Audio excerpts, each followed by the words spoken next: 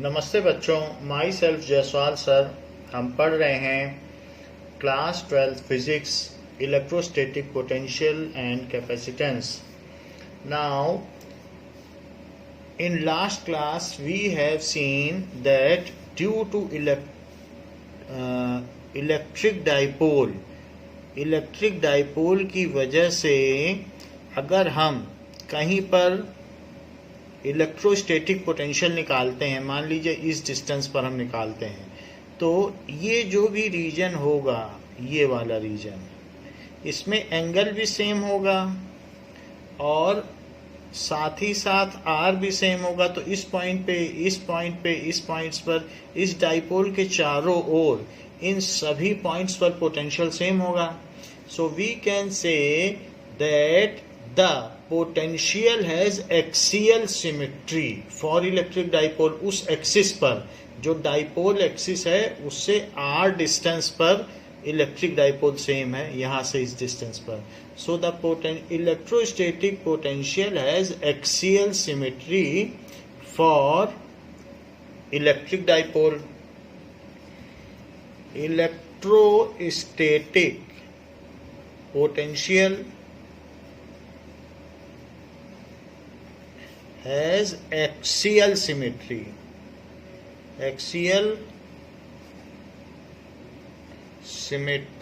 for electric dipole and मान लीजिए कोई पॉइंट चार्ज है, जैसे क्यू चार्ज है, तो इस क्यू चार्ज की वजह से इससे आर डिस्टेंस पर, आप कहीं पर भी ले लो, कहीं पर भी ले लिए, पूरे स्फीयर में ले लीजिए, ये तो मैं, ये टू प्लेन है, वरना पूरा स्फीयर ले लो, तो आर डिस्टेंस पे जो इसका पोटेंशियल होगा, उसकी एक वैल्यू होगी जो 1/4 epsilon naught q by r होगी। And spherical symmetry for point charge and spherical symmetry for point charge, तो इसलिए इसकी एक स्फेरिकल सिमेट्री होगी for point charge.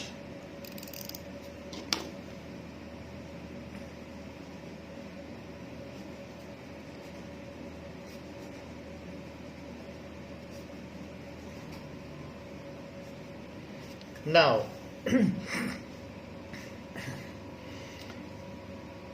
Potential due to a system of charge है। जब हम तीसरी बात कर रहे हैं, इट इज थर्ड पॉइंट। पहले पॉइंट चार्ज के लिए निकाला, अब डाइपोल के लिए निकाला, अब हम इसका पता करने जा रहे हैं potential due to a system of charges.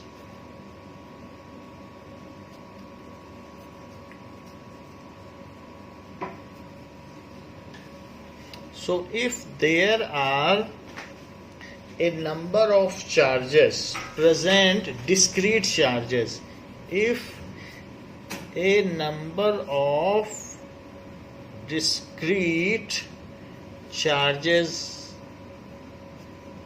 are present in isolated system,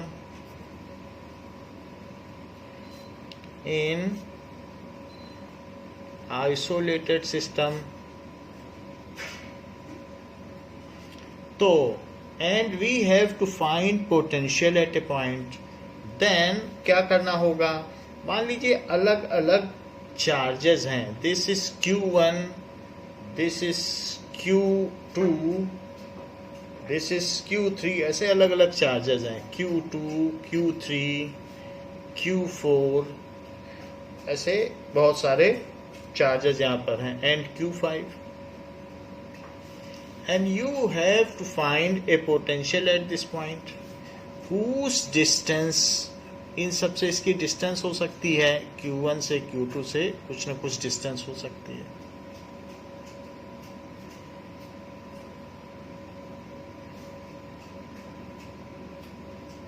ऐसे सो दीज डिस्टेंसेस आर, ये पॉइंट P है, सो आप ये कह सकते हैं कि दिस डिस्टेंस इज R1P, या सिर्फ R1 भी कह सकते हैं, जैसे पहले कहा गया है R2P, R3P, बुक में ऐसे लिखा है तो इसलिए लिख रहा हूँ, वरना R1, R2, R3 लिखा जा सकता है। R4p and R5p। तो इस पॉइंट पर अगर आप चार्ज लाओगे 1 कूलम चार्ज, क्योंकि पोटेंशियल की बात है, और इन्फिनिटी से लाओगे तो इसकी वजह से भी काम करना पड़ेगा, इसकी वजह से, इसकी वजह से, सबकी वजह से काम करना पड़ेगा।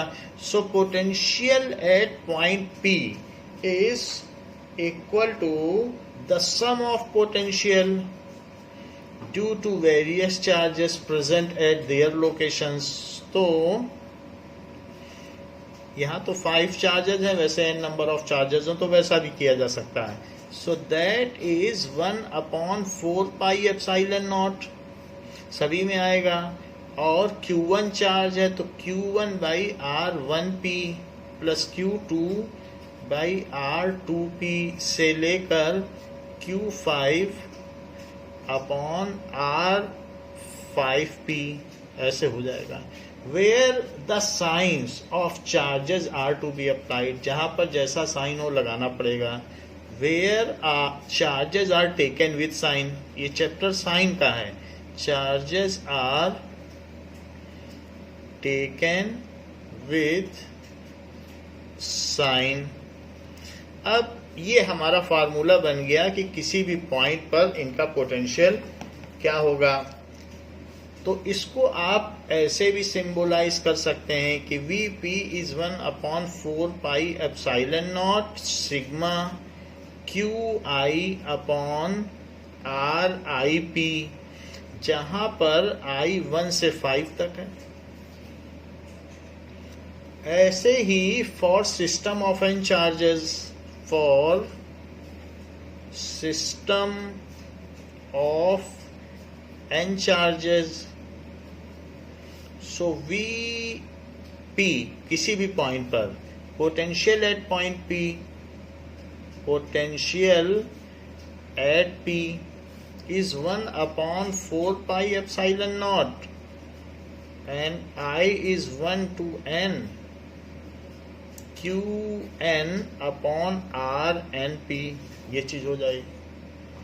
Where it will lose its potential due to negative charge and gain potential due to positive charge. Now,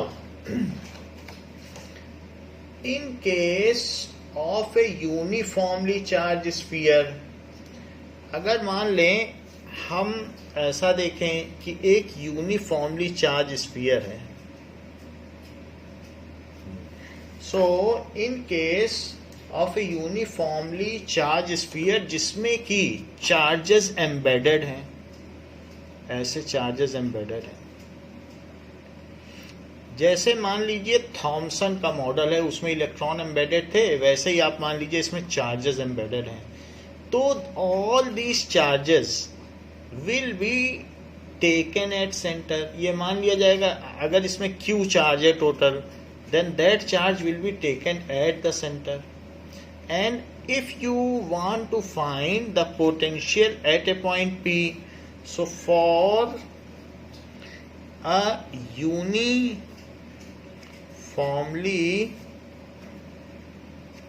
charged sphere bearing charge Q, bearing charge Q, जैसे कि अर्थ में यूनिफॉर्म मास डेंसिटी है लेकिन सारा मास उसके सेंटर ऑफ मास पे concentrated माना जाता है, and every object is getting attracted towards the centre of earth. In the similar manner what ever is the unit charge is there, either it will be attracted towards it if it is negative, and if it is unit positive charge then it will be radially repelled। तो इस तरीके से सब कुछ ये centre of charge है। तो यहाँ पर आप मान सकते हैं जो स्फेरिकल का सेंटर है इसमें यूनिफॉर्म वॉल्यूमेट्रिक चार्ज डेंसिटी है और सेंटर से ये रिपेल या अट्रैक्ट होगा। सो ऐसे केस में जो V होगा किसी पॉइंट पर तो वो क्या होगा, उसका वैसा ही फार्मूला होगा जैसे पॉइंट चार्ज का फार्मूला होता है। अगर point charge of magnitude Q होता और R डिस्टेंस पे आपको निकालना होता तो वही फार्मूला होता, क्योंकि जैसे सेंटर ऑफ मास के लिए जो चीज़ एप्लीकेबल है that symmetry is also can be taken in this case, so it is Q by R. तो ये बात हो गई. And in case if it is of radius R, तो at surface क्या होगा? So at surface तो V क्या होगा? 1/4 pi epsilon not Q by R, ऐसा होगा. बाकी चीजें अंदर चलने पर फिर वो लेयर कम होती चली जाएगी और हम ये देखेंगे कि नेट चार्ज कितना बचा है. मान लीजिए आप और अंदर आएंगे तो ऐसे क्वेश्चंस दिए गए हैं, तो उसमें अगर आप और अंदर आएंगे तो जो बाहर के चार्जेस हैं वो हटा दिए जाएंगे and only inner charges will be considered, और इसकी चार्ज डेंसिटी ली जाएगी. तो आगे क्वेश्चन एक आएगा, उसमें हम आपको ये बात बता देंगे. Next is example 2.2. So let us see example 2.2.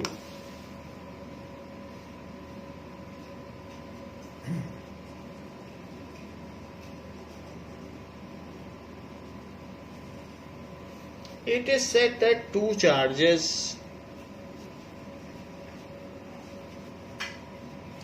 (3 × 10⁻⁶ coulomb, 10 to the power -6 coulomb and -2 into 10 to the power -8 coulomb, ये भी -8 coulomb है, so -8 coulomb are located 15 centimeter apart. Located, ये डाइपोल नहीं है क्योंकि इक्वल मैग्नीट्यूड नहीं है. Located 15 centimeter apart. Now, at what point on the line joining the two charges? At what point on the line joining two charges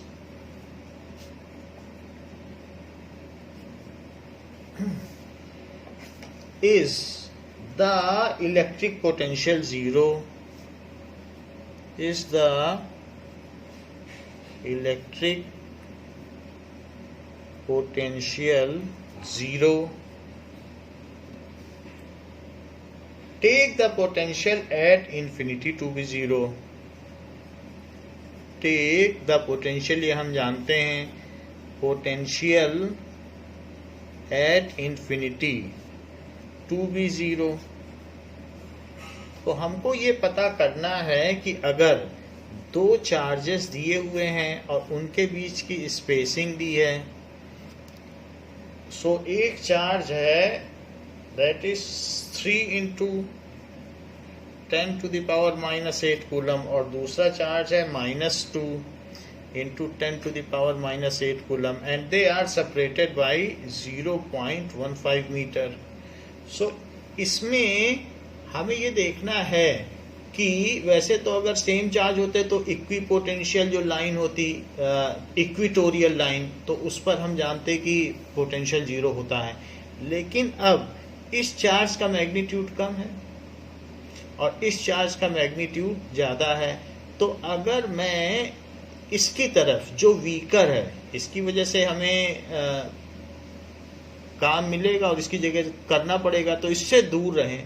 तो कहीं एक ऐसा पॉइंट ये होगा, जैसे मान लीजिए कि एक बहुत बड़ा मास हो और एक छोटा सा मास हो, तो कहाँ पर हम इसको बैलेंस कर सकते हैं? तो कहीं यहाँ पर अगर आप इसमें पेंसिल की नोक लगाएं तो बैलेंस कर लेंगे यहाँ पे, क्योंकि इसके सेंटर से आपको जो ये है, तो यहाँ पर क्या होगा कि ग्रेविटी का जो भी इफेक्ट होगा तो हम यहाँ पर कर सकते हैं. तो इसी तरीके से लाइन ज्वाइनिंग में जब इससे दूर जाएंगे तो इसका इफेक्ट कम होता जाएगा और इसके पास आएंगे तो इफेक्ट कम होता चला जाएगा. ये तो बात हुई सेंटर ऑफ मास की. जरा एक और चीज देखें कि इन दोनों मासेस के बीच में कहाँ पर वो पॉइंट होगा जो न्यूट्रल होगा, तो वो छोटे मास के पास होगा, क्योंकि सन से बहुत दूर पर उसकी ग्रेविटी कम हो जाएगी और ये तो छोटा ही है, तो इसकी ग्रेविटेशनल अट्रैक्शन इधर होगा फोर्स, और इसका ग्रेविटेशनल अट्रैक्शन यहाँ पर ही थोड़ा होगा। बहुत पास आ जाओगे तो चीज़ तो इसी की ओर खिंच जाएगी। तो at smaller mass there will exist a neutral point where if an object is just released will not go to any of the masses, any of the planet or star। तो इससे दूर जाने पर, क्योंकि इसमें इनवर्स स्क्वायर लॉ से divided है, तो इससे ज़्यादा दूर जाओगे तो इसका प्रभाव कम है, और ये छोटा है तो इसका प्रभाव ज़्यादा ले लें। As both are opposite in direction so they will cancel out each other but at the nearer at the small sphere. तो वही चीज हमने ली है कि नियरर चार्ज के पास न्यूट्रल पॉइंट होगा। तो खैर हमें इतना सोचने की जरूरत नहीं है। आप आर्बिट्रेरीली एक पॉइंट ले लीजिए और मान लीजिए कि किसी भी पॉइंट पर ये 0 होगा और वो पॉइंट इससे x डिस्टेंस पर होगा और दूसरे वाले चार्ज से 0.15 माइनस x डिस्टेंस पर होगा। तो ये है, इन दोनों से इसकी डिस्टेंस हमने ले ली। भाई ये x है तो ये ऐसा हो गया। So let these charges are at A and B location. So let AP is equals to x meter. So BP is 0.15 minus x meter. This is minus, बीच में माइनस लगा हुआ है। So this is minus x meter. Minus x meter. ये बात हो गई। अब जरा देखें। So at this point the sum of potential. So VP is equals to, VP क्या होगा कि VA की वजह से और VB की वजह से जो पोटेंशियल है VA प्लस VB। अगर यहाँ पर आप पोटेंशियल चाहते हो तो इन्फिनिटी से यहाँ पे बस एक चार्ज ले आओ। तो A की वजह से जो काम करना पड़ा और B की वजह से कहीं भी पोटेंशियल आप चाहते हो तो आपका फर्ज बनता है कि आप इन्फिनिटी से +1 कूलम चार्ज देखिए।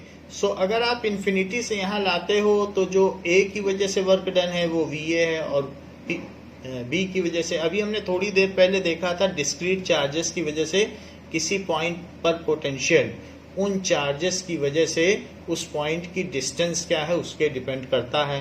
तो हम इस पॉइंट पे पोटेंशियल पता करना चाहते हैं तो जो डिस्क्रीट चार्जेस हैं उससे उनकी डिस्टेंस निकाल लो, सबका सम कर लो। वही मैं करने जा रहा हूँ, अभी थोड़ी देर पहले देखा था। तो that is VA plus VB। तो यहाँ पर VA क्या है, it is equals to 1/4 pi epsilon naught और Q 3 × 10⁻⁻8 बाई x और प्लस -2 × 10⁻⁻8 अपॉन 0.15 x। ये चीज, तो ये चीज हमने रख दी। बट ये VP 0 है, उसने कहा है कि पोटेंशियल उस पॉइंट पर 0 हो, तो ये सब चीज इधर चली जाएगी, 0 हो जाएगा। और अल्टीमेटली 3 × ये जो 3/x है और -2 अपॉन 0.15 x और इसके बाहर आप क्या ले लें 10⁻⁻8, वो भी 0 हो जाएगा। ये तो इधर जाके 0 हो गया, ये माइनस बीच में आ गया और ये बाहर ले लिया, ये भी नीचे आके 0 हो जाएगा। So that is 3/x minus 2 upon 0.15 x।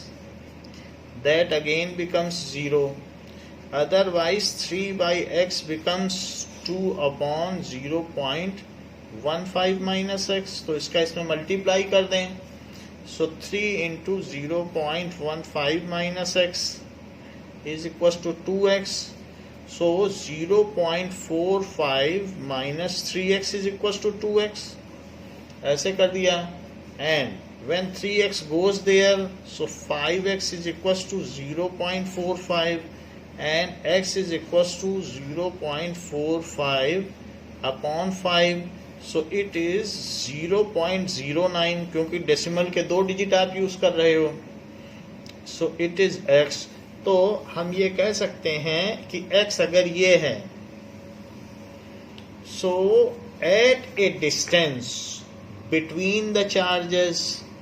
So at a distance of 9 centimetre, वैसे तो 0.9 मीटर है, 0.09 metre. So at a distance of 9 centimeter,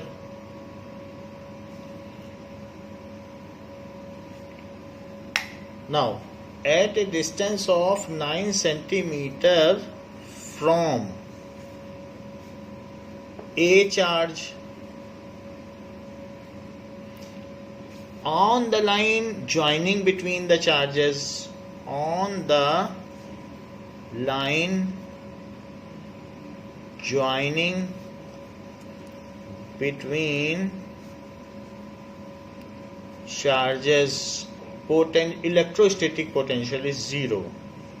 Electrostatic potential is 0. तो ये बात है. तो इसमें ये पूछा गया है कि कहाँ पर 0 होगा, तो ये बात यहाँ पर बता दी गई है. अब जरा देखें कि क्या ऐसा और भी कोई पॉइंट हो सकता है कि जहां पर पोटेंशियल 0 हो.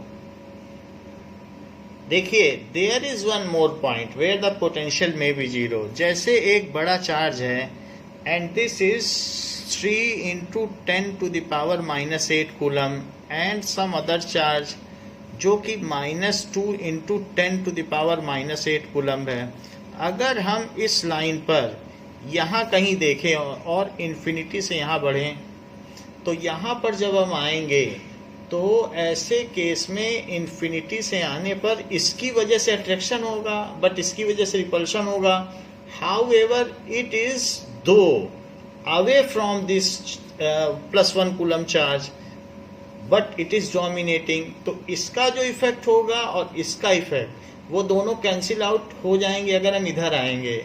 तो इस पॉइंट पर हमारा जो इसकी वजह से रिपल्शन होगा और इसकी वजह से अट्रैक्शन होगा वो दोनों कैंसिल होंगे, क्योंकि इसका रिपल्शन वीकर हो जाएगा क्योंकि हम बड़े चार्ज से दूर हैं और इसका रिपल्शन उसका मुकाबला कर लेगा. तो there is one more such point towards negative charge where the potential में बी 0. तो इस पॉइंट को मैं P लेता हूँ. तो अब अगर P लेते हैं तो ये बीच में 15 सेंटीमीटर है और इस डिस्टेंस को अगर आप x ले लें तो अब ये डिस्टेंस है 15 सेंटीमीटर है पॉइंट. तो यहाँ से इसकी डिस्टेंस कितनी हो गई?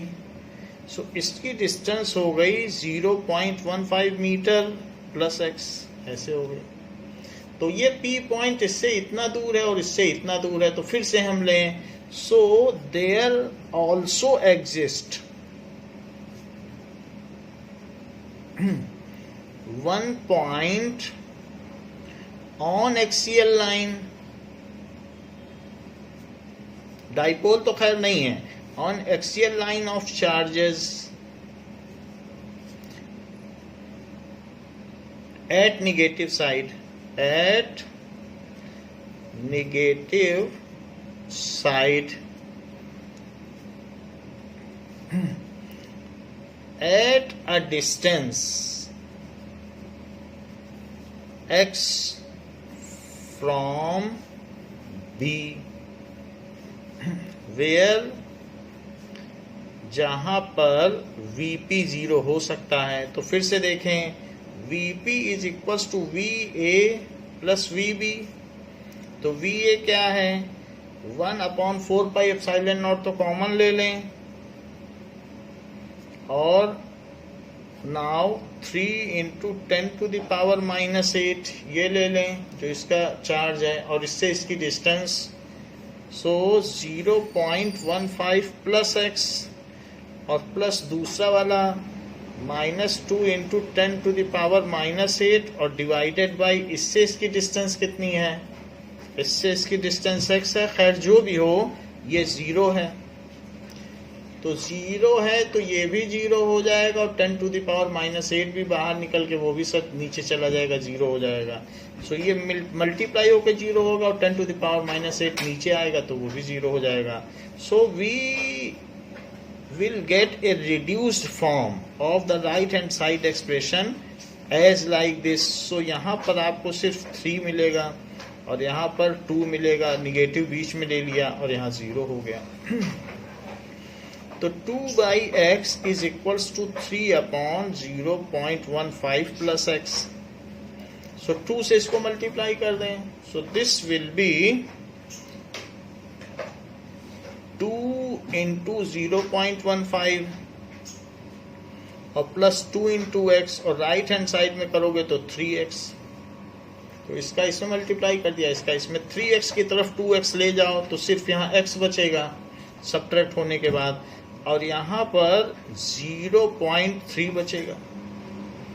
तो यानी कि 3 का क्या मतलब है, it is 30 centimetre.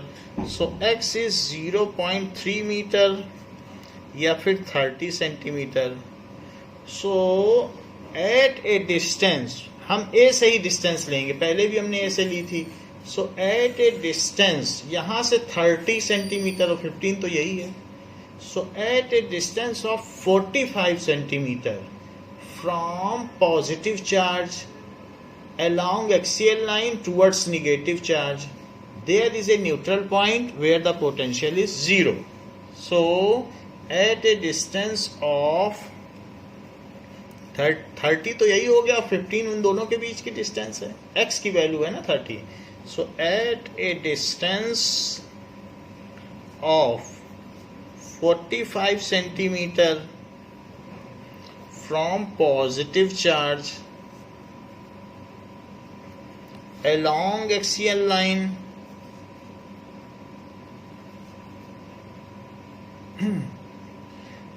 there exists a point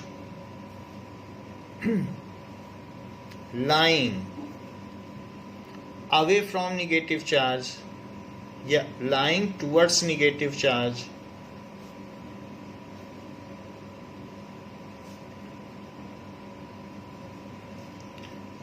where potential is 0. तो 2 पॉइंट ऐसे हैं where potential is 0।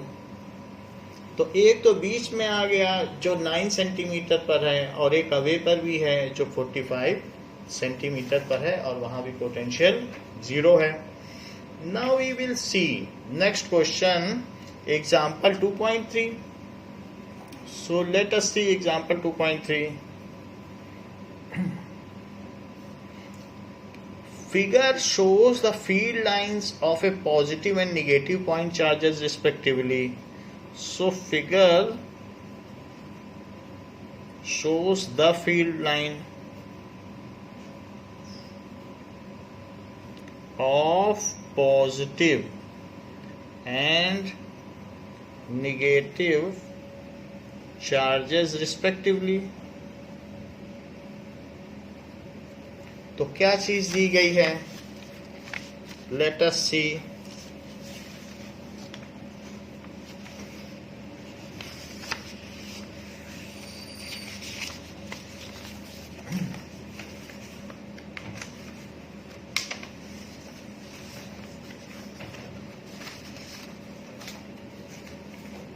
Now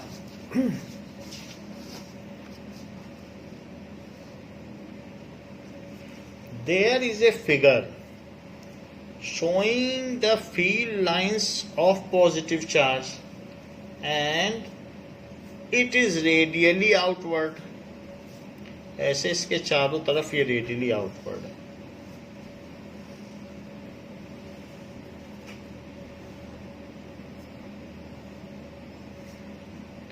और एक निगेटिव चार्ज है जिसकी वजह से जो फील्ड लाइन है वो रेडियली इनवर्ड है।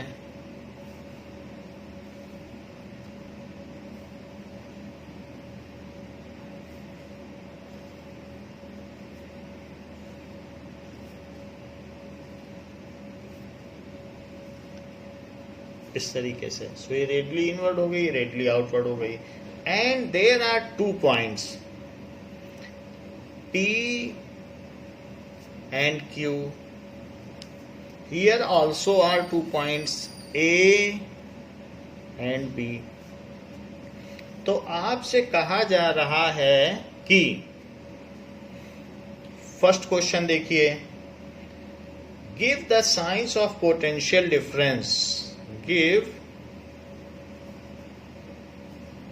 Science of potential difference Vp minus Vq, Vp minus Vq and Vb minus Va। देखिए, अगर हम 1 कूलम चार्ज को ही लाना होता है, पोटेंशियल पता करना है, तो अगर हम पॉजिटिव के पास लाएंगे तो पोटेंशियल हायर होता जाएगा। इसका मतलब है कि Vp हायर होगा Vq से। पास लाएंगे तो हमें काम करना पड़ेगा, वो इसमें डिपॉजिट होता जाएगा, तो Vp हायर है। +1 कूलम को पास लाओगे तो चार्ज, यहाँ पर उल्टा है, यहाँ निगेटिव के पास ला रहे तो काम आपको मिलेगा, you will get work done, and what ever is the potential energy will be consumed, तो वो खत्म होती जाएगी। तो यहाँ B पर इसका हायर पोटेंशियल है और A पर और निगेटिव होता चला जाएगा। इन्फिनिटी पे 0 है और उसके अलावा जहां पर भी है सब जगह निगेटिव है। इन्फिनिटी के बाद सब निगेटिव है क्योंकि चार्ज ही निगेटिव है, तो फार्मूले के हिसाब से निगेटिव ही हुआ, क्योंकि निगेटिव रखना पड़ेगा। तो यहाँ आने पर चूंकि जो डिनोमिनेटर छोटा हो जाएगा, डिनोमिनेटर क्या है उसकी रेडियल डिस्टेंस, तो वो वैल्यू लार्ज निगेटिव हो जाएगी, और अगर रेडियल डिस्टेंस ज़्यादा है तो वो लेस निगेटिव होगी। तो लार्ज निगेटिव वैल्यू छोटी होती है और लेस निगेटिव वैल्यू बड़ी होती है। तो हम यहाँ कह सकते हैं कि यहाँ पर Va स्मॉलर है, पोटेंशियल A पर कम हो जाएगा क्योंकि वो अपनी और पोटेंशियल एनर्जी लूज कर देगा। सो Vb बड़ा है, सबसे ज़्यादा तो V इन्फिनिटी होता है निगेटिव के केस में। तो ये चीज़ है।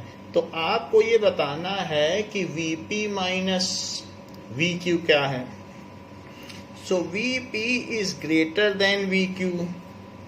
So Vp minus Vq is positive क्योंकि Vp बड़ा है।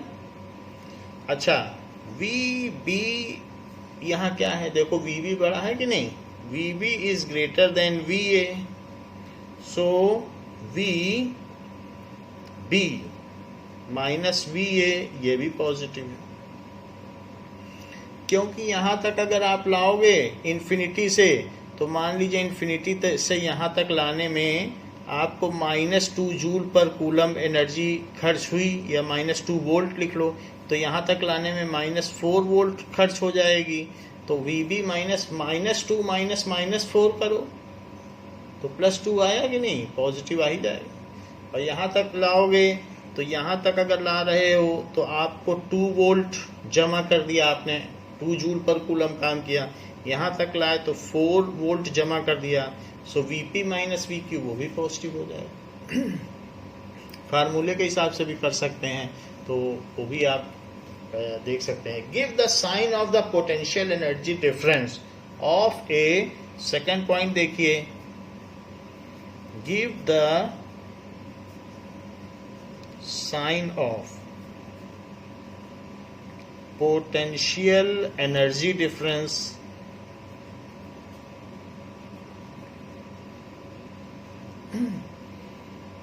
of a small negative charge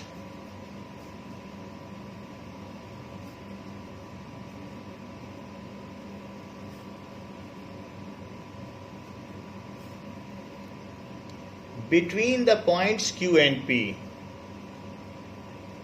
Between the points Q and P, A and B, A and B। तो इन्होंने कहा है give the sign of potential energy. Potential energy अलग होती है, पोटेंशियल एनर्जी में क्या करना पड़ता है, that is V is equals to W/Q। तो जो W होता है वो VQ होता है, तो Q चार्ज को लाने में जो किया गया काम है वही पोटेंशियल एनर्जी होती है। ये हम लोगों ने देख लिया था, यही है पोटेंशियल एनर्जी। क्यू चार्ज को। यूनिट चार्ज को लाने में कहोगे तो पोटेंशियल है पर यूनिट चार्ज, और क्यू चार्ज को लाओगे तो पोटेंशियल एनर्जी है। ये इस बात पे डिपेंड करते ही है कि आप कौन सा चार्ज लाए हो, पॉजिटिव या निगेटिव। So give the sign of potential energy difference.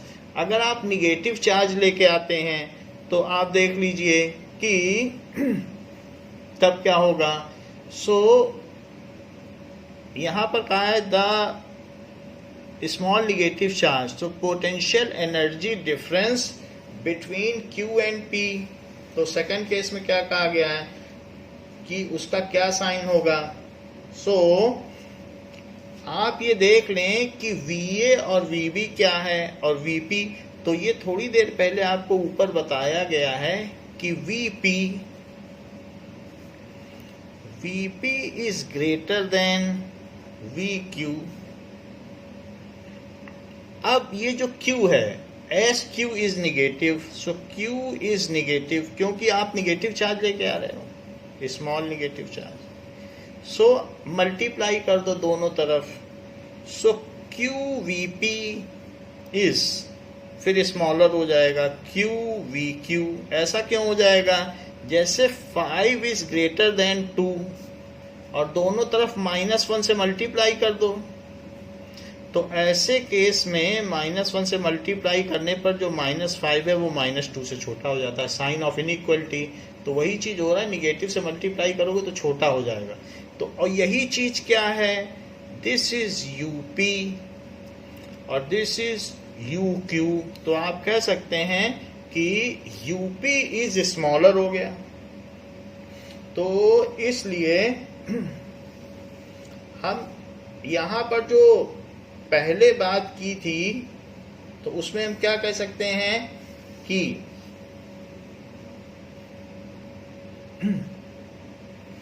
UP smaller हो गया। तो हम कोई चार्ज कहां से कहां तक ला रहे हैं।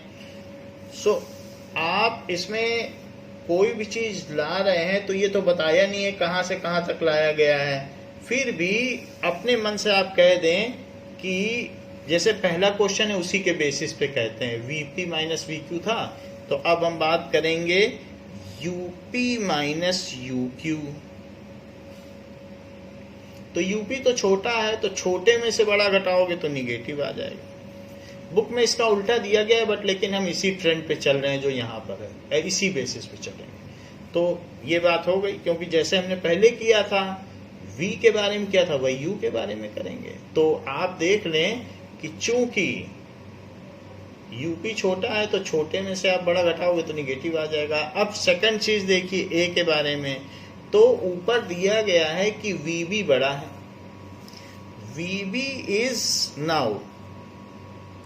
VB is greater than VA multiplying by Q, multiply by Q। तो Q से मल्टीप्लाई करें फिर क्या होगा, Q एक निगेटिव वैल्यू है तो वो साइन को रिवर्स कर देगी। QVB और QVA as Q is negative, so इस वजह से साइन रिवर्स हो जाता है, लॉ ऑफ इनइक्वलिटी की वजह से। तो this is UB is less than UA। तो पहले भी हमने VB माइनस VA निकाला था, अब हम UB माइनस UA निकालें, सो UB माइनस UA वो भी निगेटिव हो जाएगा। तो दोनों पहले पॉजिटिव हुआ करते थे, अब चूंकि हम निगेटिव चार्ज ला रहे हैं तो दोनों निगेटिव हो गए, क्योंकि Q से मल्टीप्लाई हो जाता है ना, और Q निगेटिव है। तो इसलिए निगेटिव चार्ज लाने पर, अगर निगेटिव चार्ज आप इसके पास लाओगे तो पोटेंशियल लूज ही करोगे, प्लस के पास निगेटिव लाओगे तो क्या आप वर्क डन कर रहे हो, और अगर निगेटिव चार्ज यहाँ लाओगे तो आप गेन करोगे, क्योंकि रिपल्सिव फोर्स के अंडर में काम कर रहे हो। तो बात तो ऑब्वियस है। तो प्लस और निगेटिव में तो कंट्रास्ट होना ही है। अब जरा देखें कि give the sign of work done for moving a small positive charge. वही चीज अब पॉजिटिव चार्ज के लिए पूछ रहा है। So give the sign of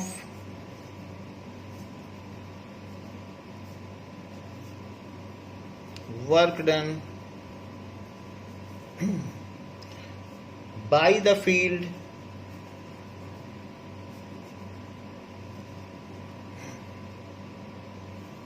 so by the field in moving a small positive charge। एक होता है by us, हम काम करें, और एक होता है by gravity काम करें। तो ग्रेविटी नीचे की ओर काम करती है और हम काम करते हैं ऊपर की ओर। तो ये बात भी हमें ध्यान रखनी है कि उसकी फील्ड क्या है और फील्ड कैसा काम करेगी। Give the sign of work done by field in moving charge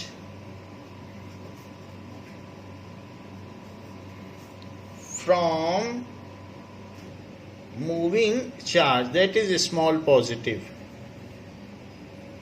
तो from Q to P,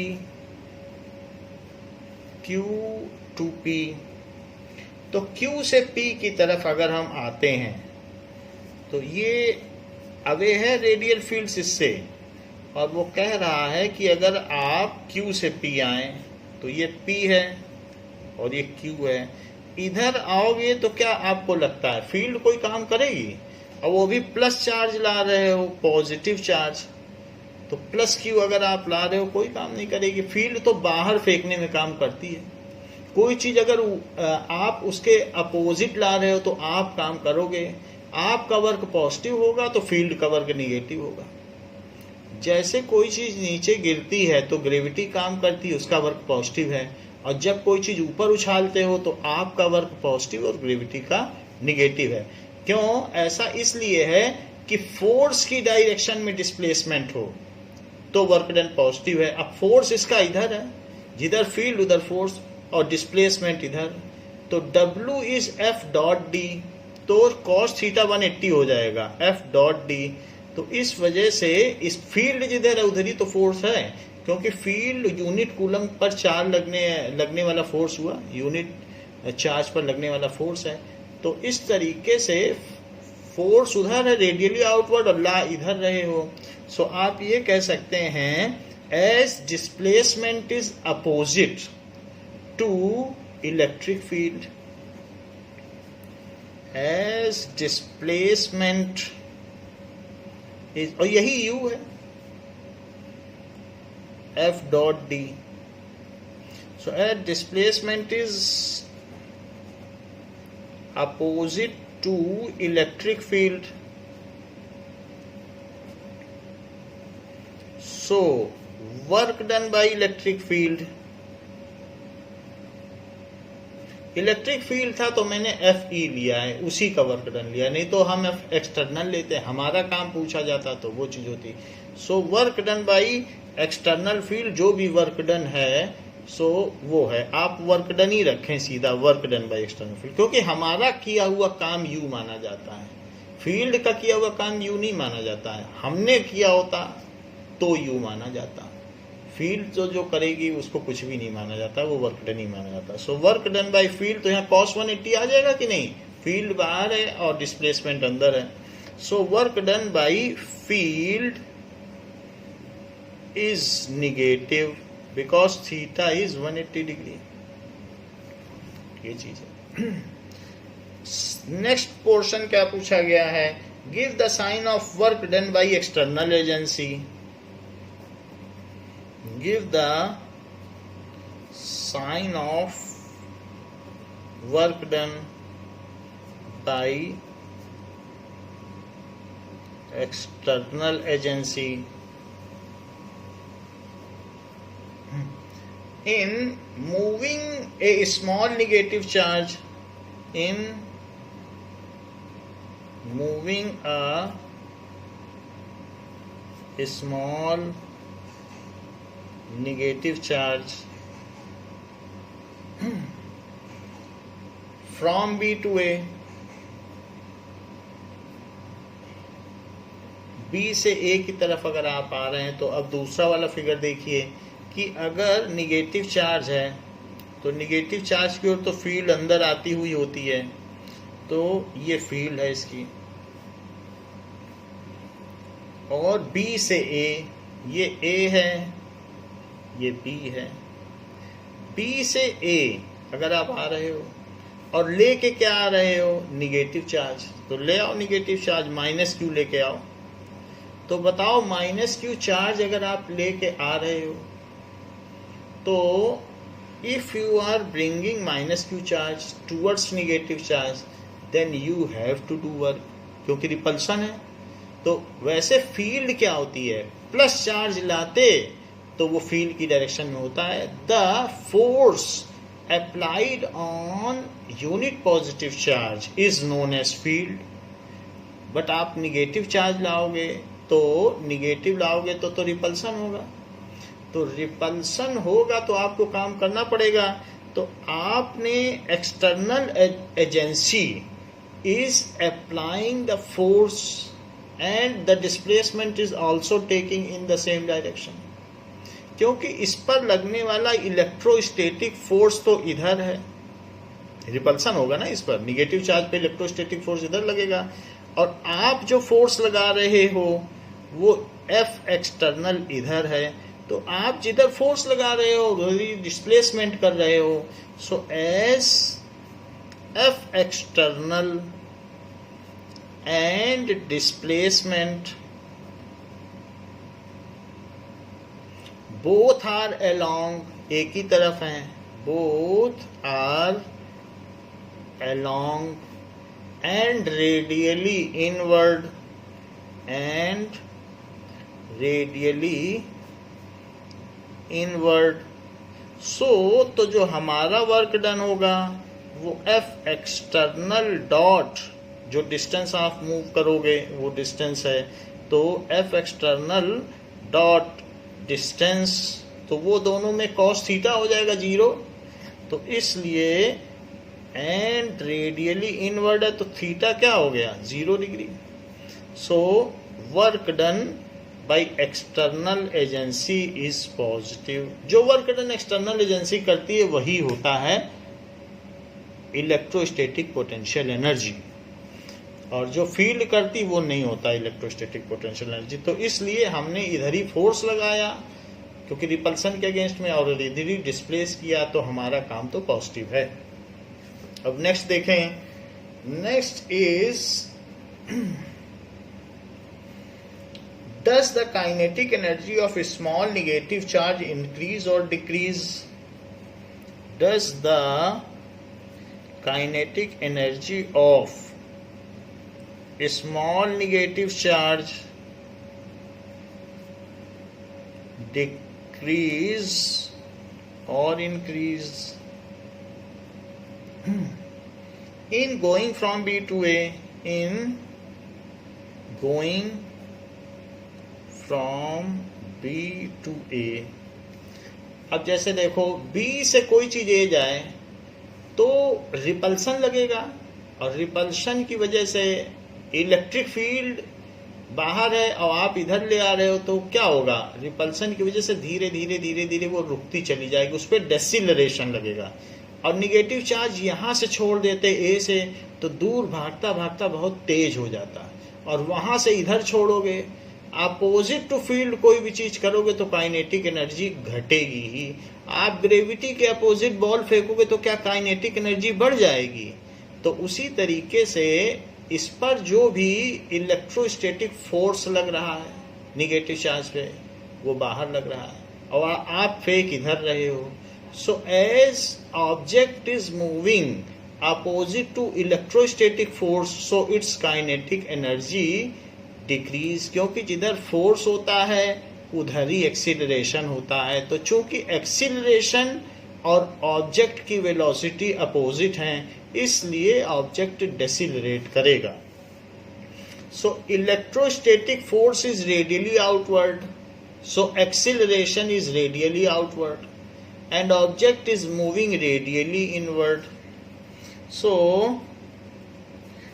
electrostatic force is radially outward while ये चीज है। So electrostatic force radially outward है while object is moving radially inward,